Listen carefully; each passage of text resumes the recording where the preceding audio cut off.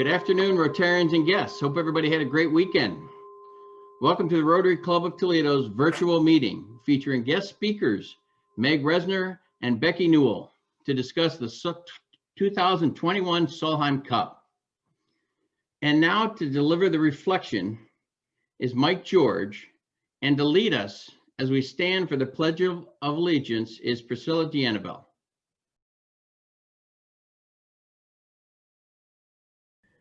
Let us pray.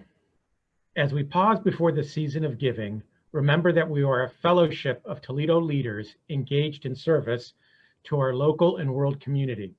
As Rotarians, we must live our values as a beacon to guide others in their journeys. We must be the voices for those who have been silenced. We must be the hands for those who can no longer create. We must be the eyes for those who are blind to the world's injustices, and be the heart for those who can no longer love. We never stand taller than when we kneel to help another, never stronger than when we yield our will to God's will, and never richer than we give freely and lovingly to others in need. Amen. Amen. I pledge allegiance to the flag of the United States of America and to the republic for which it stands, one nation, under God, indivisible, with liberty and justice for all.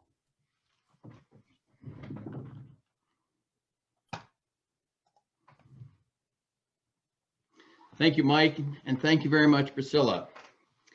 As we begin our meeting, I'd like to thank and acknowledge Raymond as our November weekly meeting sponsor. Thank you, Rotarian Brian Kennedy.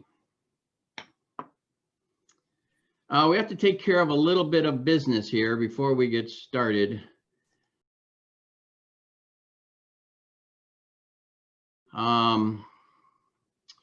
So the following information is the club constitution and bylaws. The nominating committee, under the leadership of Chairman and immediate past President Tim Ryan, met in late October to review and nominate a slate of 3 directors and a vice president to serve as president in 23 and 24.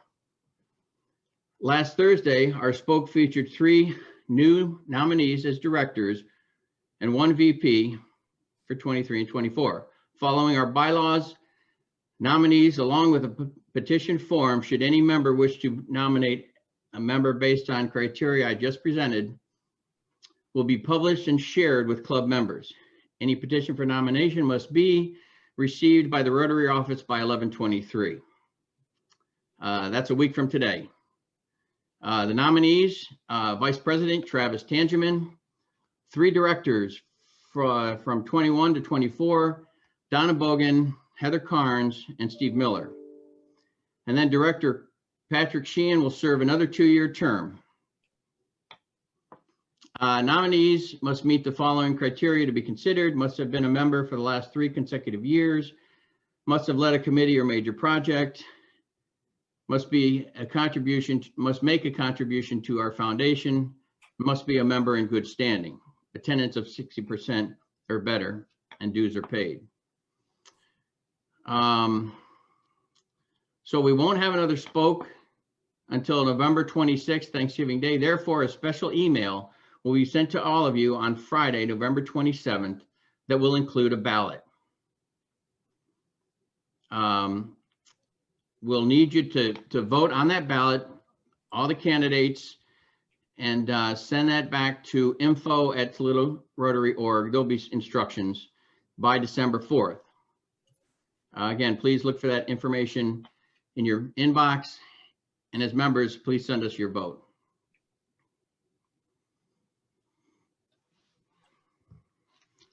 Now I have a couple comments to make and observations about the strength of our membership. I've had the honor of serving as your president for the past 4.5 months. Not only has it been an honor, it's been a gift. And in this COVID year, these gifts are never more apparent. Thank you. Many of you know how concerned I was as I approached my Rotary presidency. How do I lead this club through one of the most challenging years of our lifetime? You see, for over 3 years, I've been a president in training. But now, how do I best serve as what I began to refer to as the pandemic president. Not knowing how the year would progress, I've had several thoughts. Many of them change as the wind blows. I wanted to hold meetings. I wanted to be social. I wanted to share Rotary fellowship, but I also wanted to keep our members safe. I didn't want to be the pandemic president. But along the journey was a shift. I'm not sure exactly when the shift came. When I began to start thinking about the history of our club, and for that matter, Rotary clubs all over the world. Our club has prevailed through the Great Depression, 2 world wars, a polio pandemic, the assassination of a president, Vietnam, a crashed economy, and all under the leadership of 108 different presidents. And now I have that same privilege. And then I began watching you, our members that show up every meeting on Zoom, and that is when my thoughts truly began to shift. What a gift. What an opportunity this is. Look at the commitment of our club members, our committee leaders, our board members and trustees. All of you assisting me and leading our club through and out of this pandemic. Again, I want to thank you, all Rotarians of the Rotary Club of Toledo. And now, our Executive Director, Kathy Tate, will tell us more about the holiday party.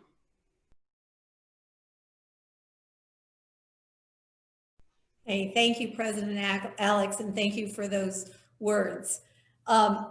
First of all, I want to say I'm blurry on purpose.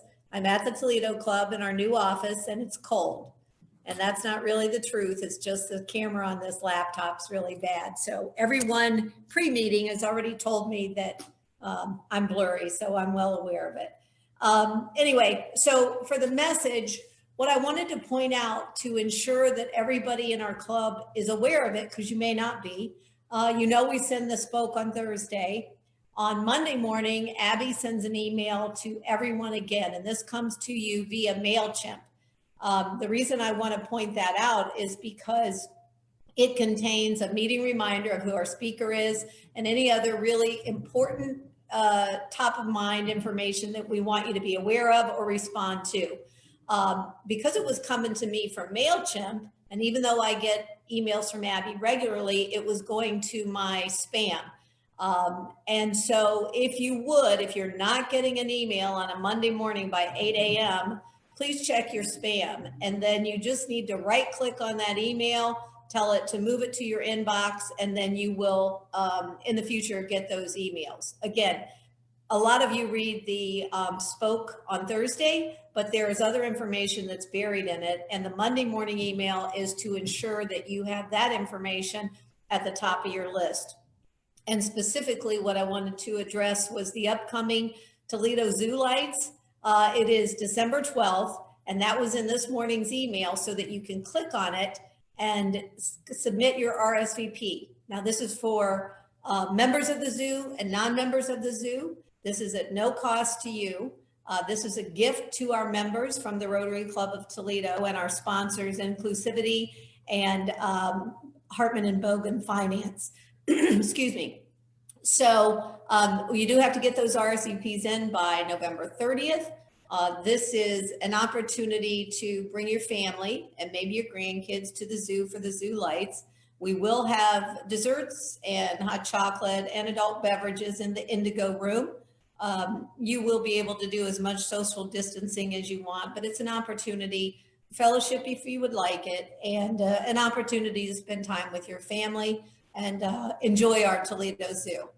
So thank you for that, fellow Rotarians and President Alex.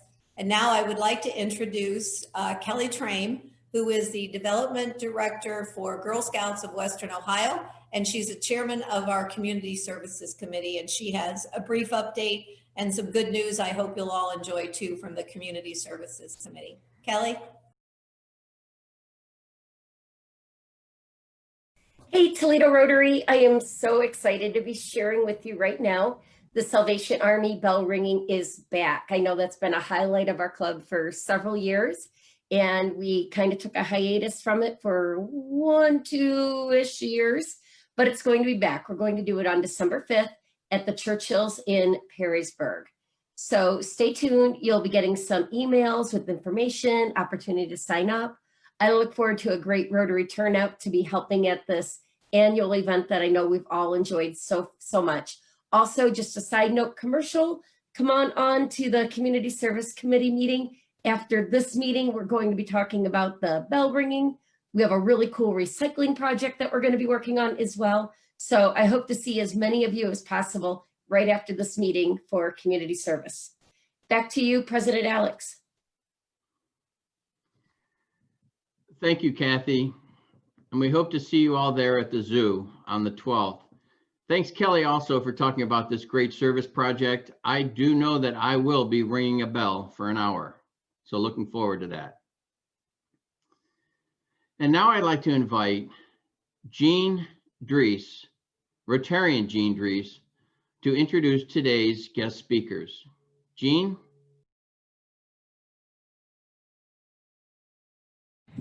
Good afternoon, everyone. Can you hear me?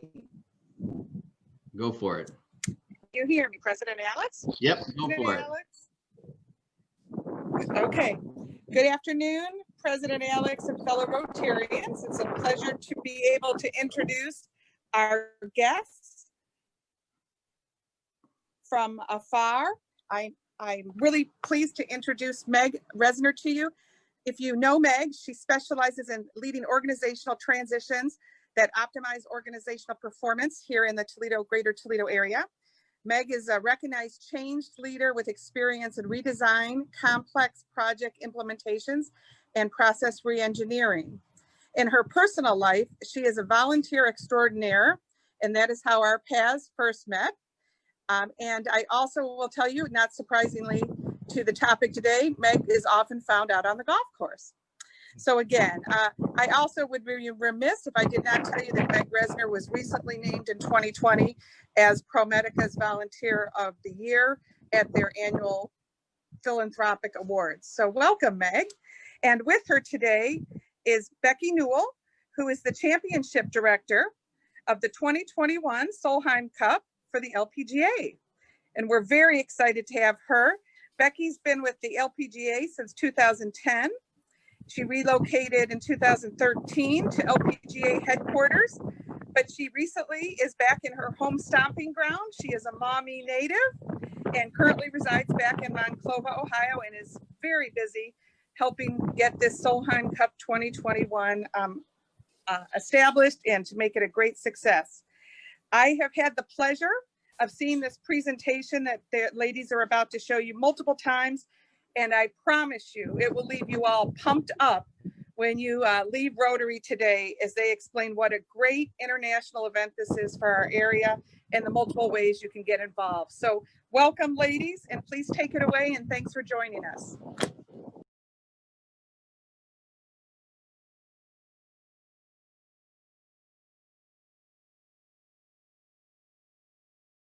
Awesome. Thanks, Jean, so much.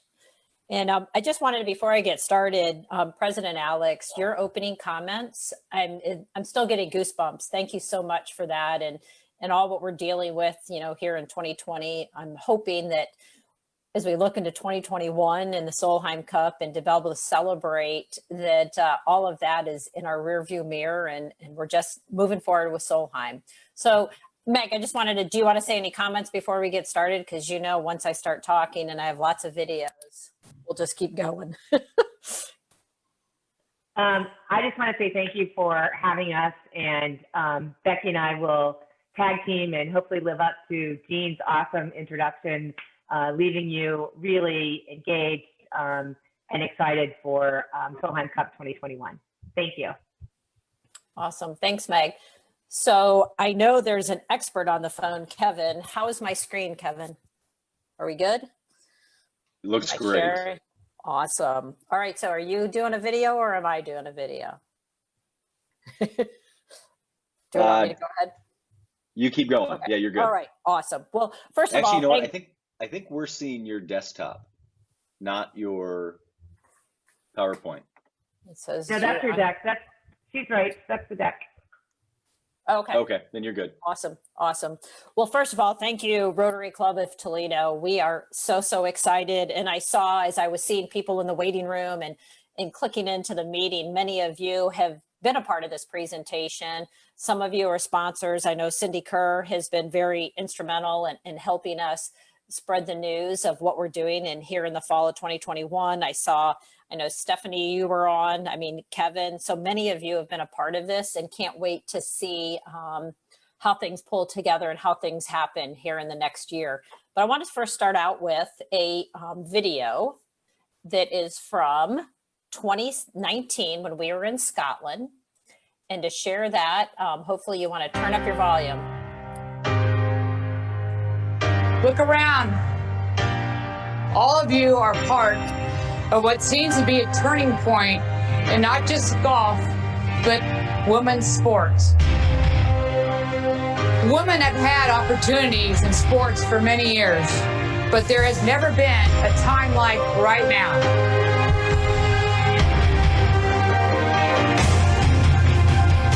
Nelson Mandela spoke about sports, having the power to change the world, the power to inspire, and the power to unite people in a way little else does. This week, the world has a chance to see the power of female athletes competing in a way only they can. Together, we show the world the power of women's sport.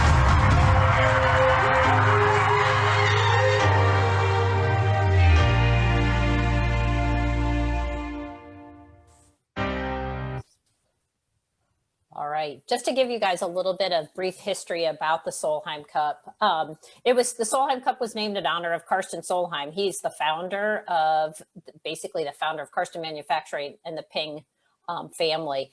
It's a biennial transatlantic event. It's the most prestigious event in women's professional golf, and it's US versus Europe in 3 days of grilling match play. This is the biggest competition in women's professional golf in the world.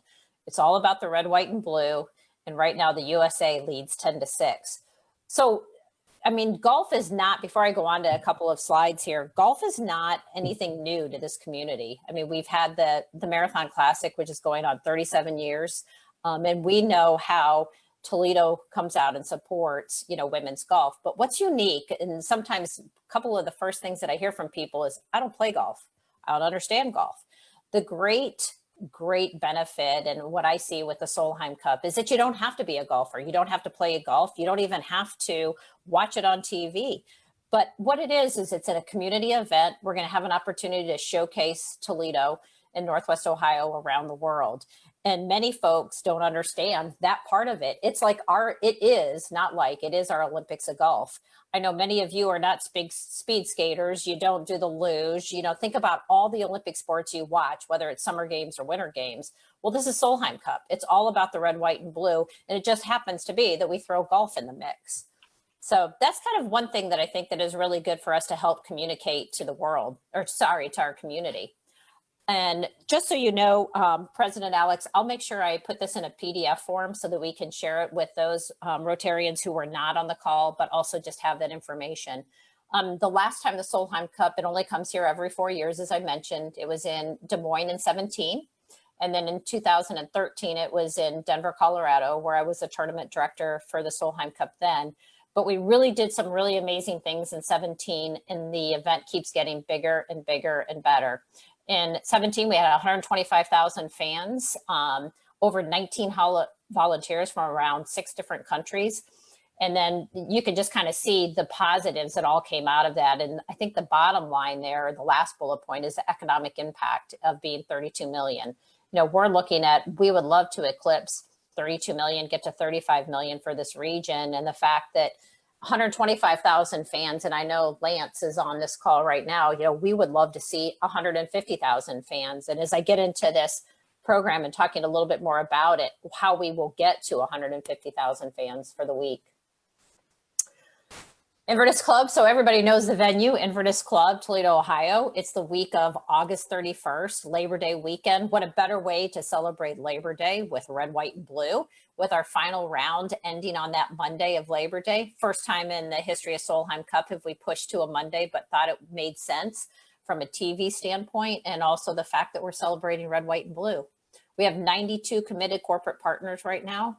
And we're looking at an expected attendance of, as I said earlier, about 150,000. We will be live on the Golf Channel Saturday, Sunday, and Monday, and we will be on network TV 2 hours each day on Saturday and Sunday. This kind of gives you an overview of what to expect with the schedule of events, and I'll go into this a little bit in more detail with a couple of slides moving forward. But the biggest thing is what's so special about Toledo and Northwest Ohio. When the bid was put to the LPGA for Toledo to host the 2021 Solheim Cup, there was 3 key factors. Number one was that Marathon Petroleum stepped up to be a global partner and sit alongside of Ping and Rolex. And in the Solheim Cup model, we cannot have more than 5 global partners. And so most of all the branding that you'll see on the golf course will be Ping, Rolex, and Marathon Petroleum. So that was the first one. The second one was the about 80 plus corporate companies that stepped up and said they would support the event in 2021. And thirdly, which really separates all Solheim Cups and makes 2021 so different, is that we are embracing the community. It's all about the fan experience. So looking at that Tuesday, the Solheim After Sundown, we're going to do our corporate event on the field at Fifth Third Field at not on the field, at Hensville, Solheim After Sundown. It's an event that the entire community is invited to. It's to kick off the week. It's all about the red, white, and blue. We want to celebrate with bands and do a big cookout. So that will be on Tuesday evening after the Women's Summit. On Wednesday is a team practice with other on-site activities. And Thursday, we plan on having a team practice with a celebrity event. And then we're going to move into that community thing again, is our sponsor celebration on Fifth Third Field. And then Friday, which this is just going to knock everybody's socks off, we're doing opening ceremonies downtown. First time in the history of Solheim, we've taken the opening ceremonies off-site at the golf course and moved it downtown, because we thought, wouldn't it be better to kind of celebrate the Labor Day weekend and really kicking it off with a big bang. So it's going to start around 2 o'clock downtown in Promenade Park, followed by, we'll have different bands and foods. There'll be so many activities for families downtown, followed by, so opening ceremonies will go from 5 to 6. And then there'll be a major entertainer for a concert, followed by fireworks. So it is going to be a day filled with lots and lots of activities. And then, oh, by the way, come Saturday, Sunday, Monday, we thought we might play some golf. So Solheim After Sundown kind of gives you an idea. Many of you are familiar with that area. And then having our Solheim Cup sponsor celebration on Fifth Third Field. And then looking at the landscape here of what we hope to be and will be a huge celebration to kick off our opening ceremonies. And this kind of gives you, just share this. This is still, this draft actually, I think there's been 5 or 6 drafts since then, but you can see the different areas that we're going to close off and the different sections of opening ceremonies and what that concert event footprint will look like. This is a 3D, and it's something that we started way back probably about 2 years ago. But what's really cool at Inverness is that the first and 10th tee are really close together. So we thought, wouldn't it be neat if we just created, from a fan experience and from a player, what about if all the players teed off at the same spot or the same tee box? So whether you're teeing off number 1 or number 10, you will be all together in the same area. And it's that light colored green spot in the middle. And I'll show you this little 3D rendering. It's kind of cool. But there's 10 suites that sit 5 on the bottom, 5 on the top, that are the back of the first and 10th tee, which holds 500 people. And then we'll have seating for folks for around 2,000 people in what I would call that bowl area. And then you can see as you look down 1 and 10 fairway.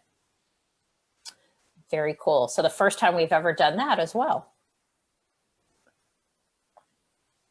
This will give you an idea of what that first and 10th tee, looking back at the skyboxes, or I should say the suites on number 1 and 10. And then the next photo shows you what we're planning on doing. We're having red, blue, and white seating. So we'll be making the US, we'll be able to spell out USA, not only in the flags, but also in the lettering. And then this is the largest structure out on the golf course, is what we call, it says Pink Pavilion here, but it's the Solheim Pavilion. And that is a ticket that you can purchase online. It's an upgraded ticket. It's a pay-as-you-go menu, and this doesn't extend the deck. It's actually, I believe, 250 feet in length. And this is just the area that's the upper deck and a lower deck. But it's a pay-as-you-go menu. It's a little bit more higher end from food than what you would find in the concession stands. Any questions so far before I get ready to turn it over here to Meg? All right. Meg, take it away. Thank you, Becky. A couple things I think Becky alluded to. One is that we really want to dispel a couple of myths. The myth around having to either know about golf or be a fan of golf in order to enjoy this experience, or secondly, that you somehow have to be involved with a golf community, a golf course, or in particular Inverness. So we really want the whole community to wrap themselves around this tournament and engage everything from colleagues to family to customers, so that nobody misses the opportunity to be a part of this. It is one of the most amazing things that you'll ever be a part of. I've been to 2. I hope I never miss another one. There's nothing like this first and 10 tee experience. So we just really want to make sure that everybody knows that this is a place that they want to be Labor Day weekend of 2021. And then the impact on Toledo will be amazing. Becky talked about the economic impact and everything leading up to this conversation, but it will have an impact long past the final putt. There are things that are happening inside Toledo today with the Solheim deadline that will be here for years after the Solheim Cup. And we really hope that we'll be the benchmark that other Solheim Cups aspire to. So when they start getting ready to plan the next Solheim Cup in the United States, they're going to really benchmark Toledo. And so Toledo will be on the global stage during Solheim Cup and long afterwards as a highlight of this tournament and this experience. So we've created a couple of things to help you tell the story and become ambassadors for this tournament. There's a toolkit, a community toolkit that is out on the Solheim Cup USA website. It includes everything that you need: frequently asked questions. It includes some videos. You can order window clings. You can really become a part of telling the Solheim Cup story with everyone that you come in contact with. We don't want anybody to wake up on Tuesday morning and read in the paper and say, oh my God, what happened? What did I miss? When we were in Des Moines, we were out in our red, white, and blue at restaurants downtown, and people looked at us like we must have missed the 4th of July or something, or had the wrong date. So we are excited to have everybody involved to make this just an experience that people will never forget and that will be talked about for years to come. There are partnership opportunities, there's ticket opportunities, and probably one of the most important things is that we need 2,000 volunteers on and off the golf course to have this be the experience that we've described. And the volunteer website is up and running and you can sign up. And we also are planning to reach out to organizations like yourself to talk about anything that you might want to do in a coordinated fashion. If you want to coordinate amongst yourselves to be a part of a particular volunteer experience.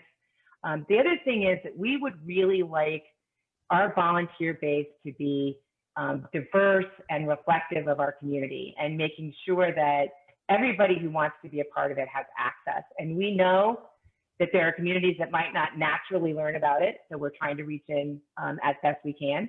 And we also know that there may be some situations where financially it might be difficult for someone to have access to the tournament. as either a spectator or a volunteer. And I think this is a great place for Rotarians and others to step up and say, hey, we'd like to help organization X be a part of the tournament as a volunteer, or we'd like to arrange for them to have the opportunity to be a spectator there and help them financially to make that happen. So we hope you'll consider some of those ideas. And lastly, as Becky said, one of the reasons that we were awarded the bid is because our community came together in developing the bid. And we now have a fan experience advisory board, many of whom are on this call, who are rallied around hospitality, Toledo area cultural leaders, so arts, metro parks, imagination stations, the zoo, the art museum, so that we create a fan experience and a welcoming experience for those who visit Toledo for the 2021 Solheim Cup. And we're grateful for the Fan Experience Advisory Board, and we'll start to really flesh out the calendar and the implementation plan for all of the events leading up to and including tournament week. Awesome. Thanks, Meg. Does anybody have, I have one more video. Does anybody have any questions for Meg or myself? So we don't allow them to unmute themselves, so it'd be difficult for them to ask the question until but we'll get there. Okay, so I'll do this video first. Thanks, Kevin.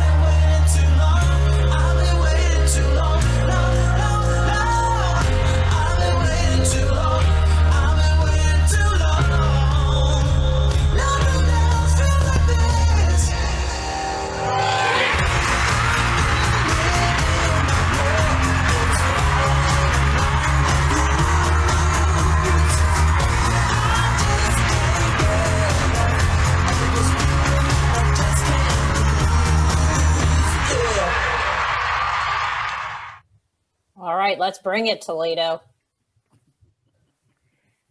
Yeah, I just want to say that this is the chance for us to support women's golf, if not women's sports, on its greatest global stage, and for Toledo to have a lasting impact on the Solheim Cup, and for the Solheim Cup to have a lasting impact on Toledo. Thanks, Meg. All right, so if anybody's got questions for Becky or Meg, if you want to raise your hand in the participant tab, or you do what Murph did and actually physically raise your hand and hope to God that I see it. So, all right, Murph, we're gonna go to you first. I don't recommend that as a strategy moving forward, but we'll do it nonetheless. Murph, you're up. Okay, thank you. Great presentation, and we're so excited about having this in Toledo. Where are we going to house all the people? Well, actually, that's a great question. So despite what Kevin just said, I think it's a good question to start off for the first one. Nobody likes me, Becky. So right now we have approximately 26 hotels in our whole network for our folks. And I will say, I'll give you a little comparison. Don't know what we had in Des Moines, but definitely in Colorado, we only had 3 or 4 hotels. So the fact that we're already working with Destination Toledo and with Lance's team, that we've been able to already create this hub.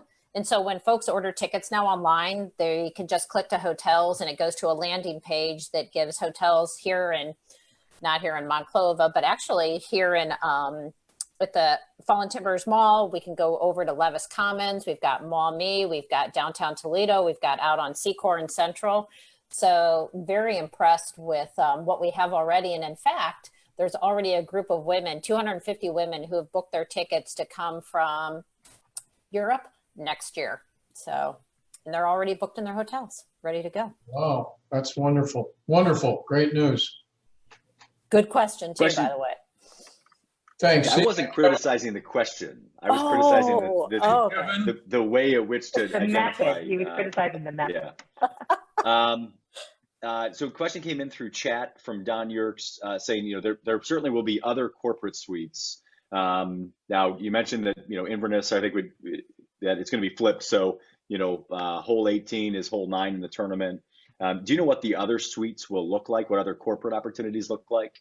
Yes, and actually we have approximately right now 32 suites out on the golf course. We're really limited on inventory left, but we do have a table program that's off on the tennis courts that will have a really nice viewing area with air conditioned. It's a buffet style, but happy to share any of the sponsorship opportunities. But yeah, the Toledo has really come forward and really stepped up from a sponsorship standpoint. And nobody since COVID, whatever this pandemic is, has said, I've got to step aside because we don't know what the future sees in the fall of 2021. So kudos to Toledo for that. Hopefully that answers the question. Yeah, to that point, Becky, obviously, we're talking about almost a year from now, the news of a vaccine that hopefully will have some success, has to be good news for you guys. But what conversations is the LPGA and the Solheim Committee, making contingencies for, our current pandemic? In all honesty, Kevin, right now, obviously we're thinking of a contingency, but I'll just leave it with this. You can't have a Solheim Cup with limited fans and no fans. I'll just leave it at that for right now. So we're planning optimistically and confidently. Yes. Thank you, Meg.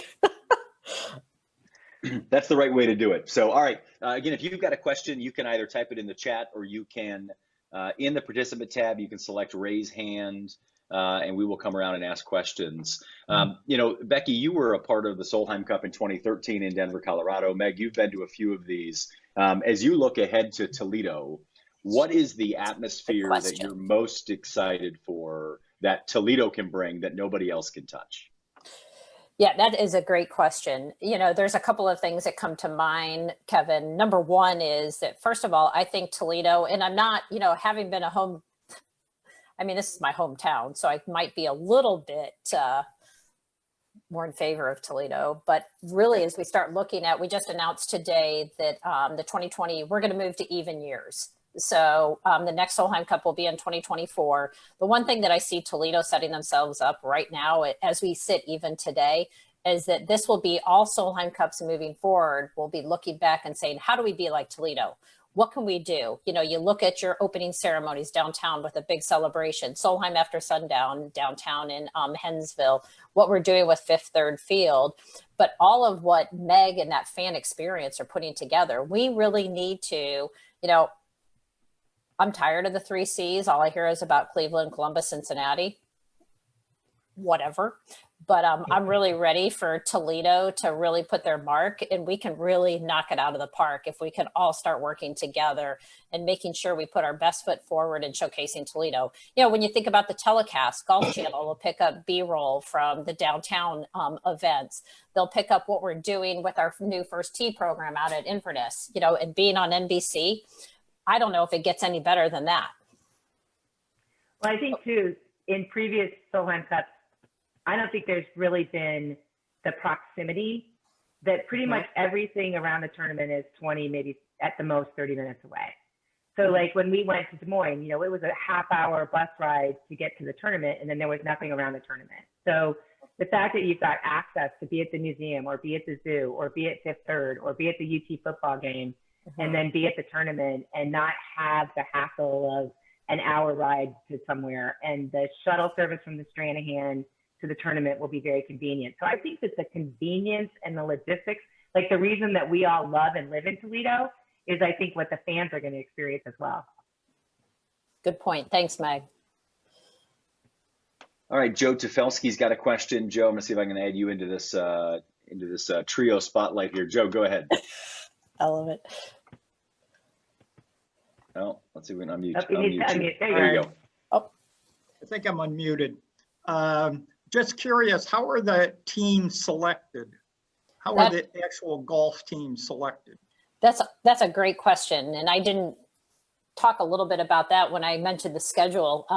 So it's the top 10 female, or sorry, top 12 in the US and top 12 in Europe, and it's all based off of points.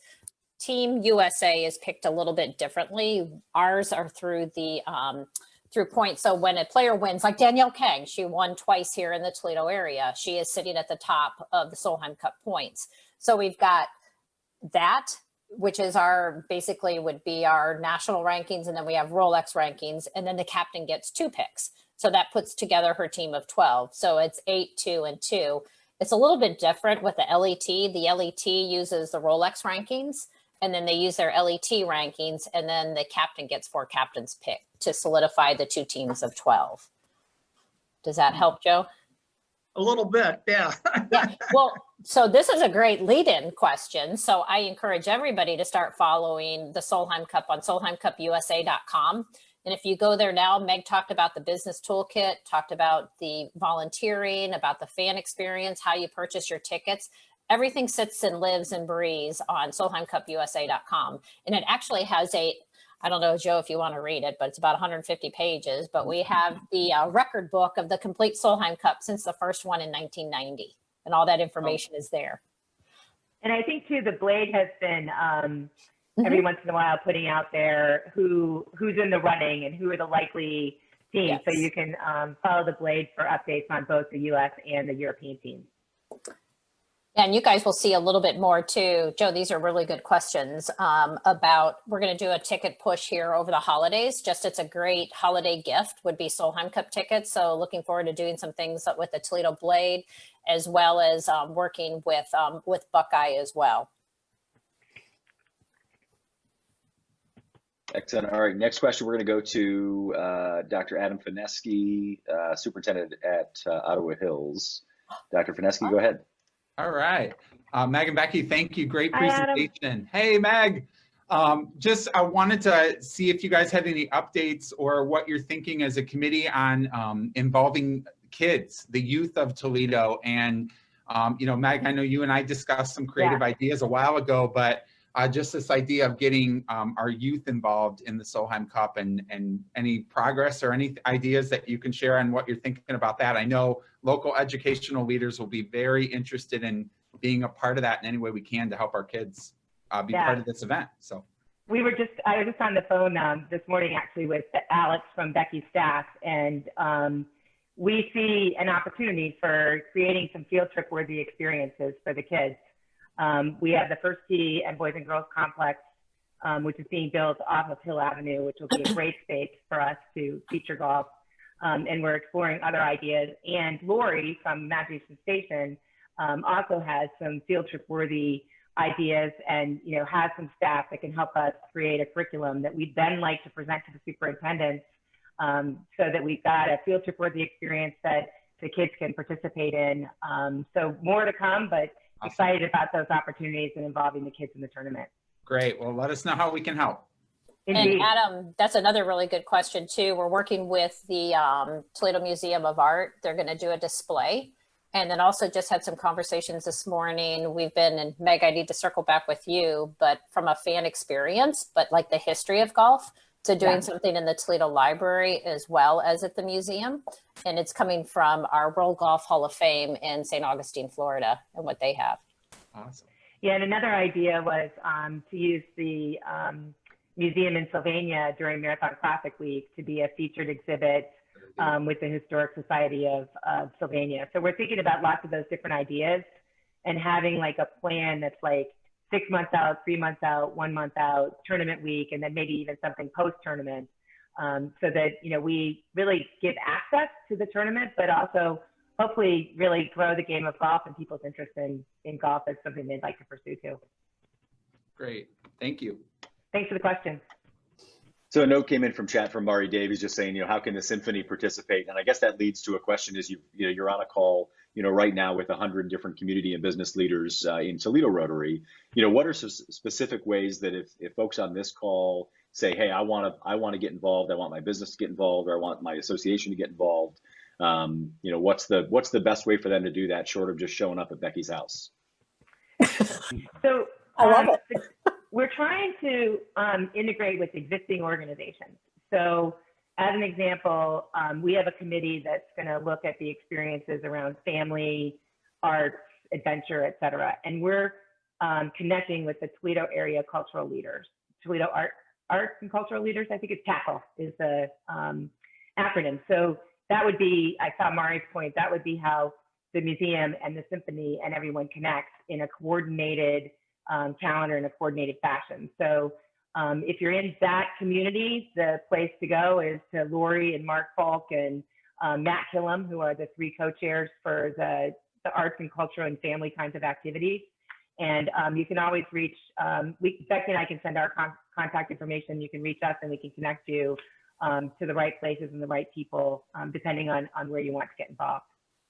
And I think too, even the symphony volunteering. I mean, we've got our business toolkit, being able to share it with all the folks that participate in the symphony. Just there's a short form that we've done that kind of explains, going back to the question earlier, Joe, about how the teams are put together. We have like a short form and a long form that will help educate, you know, the community on how they can participate and support the event. It doesn't always have to be financially, but just spreading the word and being ambassadors for this event will move mountains. Yeah, at a minimum, get a window cling and put it up in your place of business so that we can start to see Solheim Cup everywhere you go around Northwest Ohio and Southeast Michigan. Actually, I was going to ask Kevin, can you share real quick our hashtag Solheim Cup letters downtown at the docks? Can you share that real quick so everybody could see it?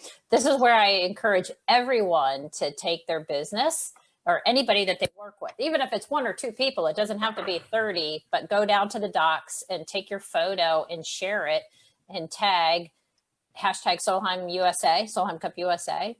But we just put these up. The letters are 44 feet in length and 6 foot in height. And Kevin's gonna show you a little video real quick of what that looks like.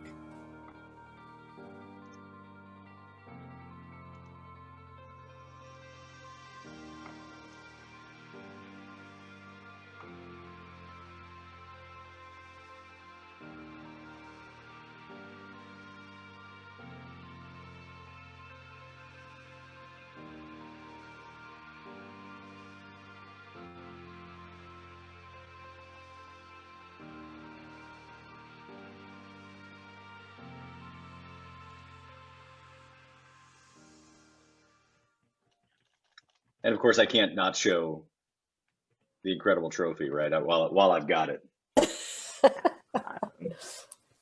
But so those letters will then move when Summit Street is complete. We're going to move it down to Promenade Park, and then we'll move it one more time out to tournament site, tournament week.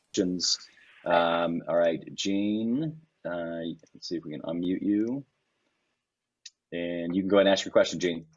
Thank you, everybody. And again, I got the video working down here in the South. I just wanted to give kudos to Meg, Becky, Richard Highland, everyone that worked so diligently to get this to come to Toledo. I guess I've known about it now for a little bit of time, but when you really stop and think all of the effort and time and volunteerism that went into getting this to come to Toledo, I just want to thank you ladies again and all the great volunteers. And I'm excited. I think we're going to showcase our city.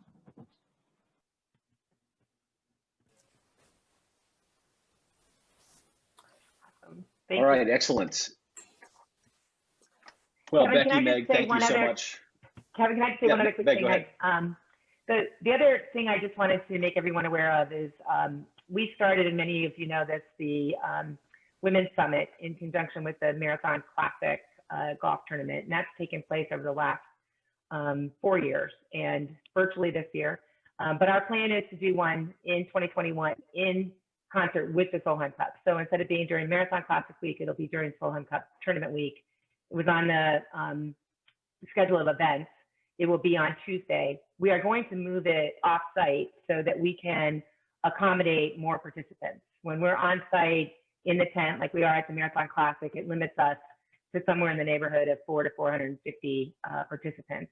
So stay tuned. We're moving to a larger venue. It will be on Tuesday. We really, again, wanted it to be accessible to everyone in the community that wants to be a part of it. So as we get more information about that, I'll get that to Jean so that she can share it. And we would love for your your companies and organizations to participate in that event as well. And then Jean, would you be the one who we can send? I'll send a PDF of the presentation and then information on the toolkit, website, social channels, all of the above. Would that be you?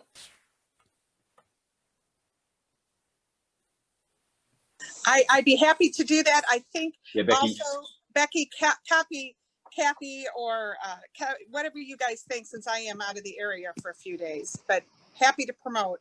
But I think a couple others should be included at Rotary. Awesome. Becky, I can make sure you got the right email addresses to get that sent in. So any final thoughts, Becky, before we pass it back to President Alex? No, I just want to say, first of all, thank you. This Rotary, all the conversation we had before we all kind of went live on Facebook was a lot of fun. And thank you to President Alex again for the intro. Thank you, Jean, for introducing us. But we couldn't be prouder. I couldn't be prouder of this community, and really look forward to seeing what unfolds here in the next 10 months as we go into the fall of 2021. Thank you. All right, President Alex, take it away. All right. Thanks, Kevin.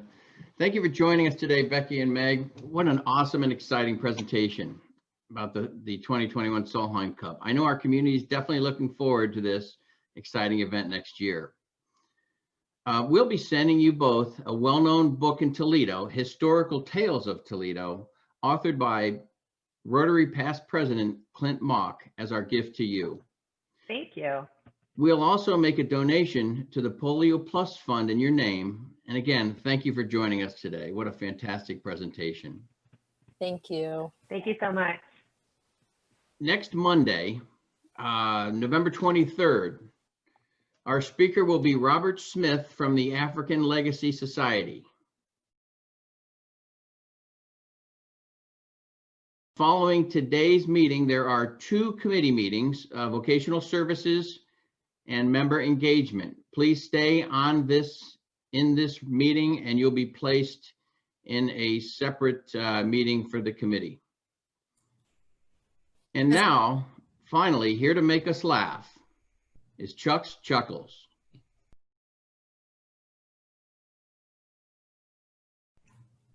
Stan, a Polish immigrant, went to the BMV to apply for a driver's license, and the first thing he had to do was take an eye test. He put his face up to the machine, and the clerk showed him the letters C, Z, W, I, X, N, O, S, T, A, C, Z. Can you read this? The clerk asked. Read it, Stan said. I know the guy.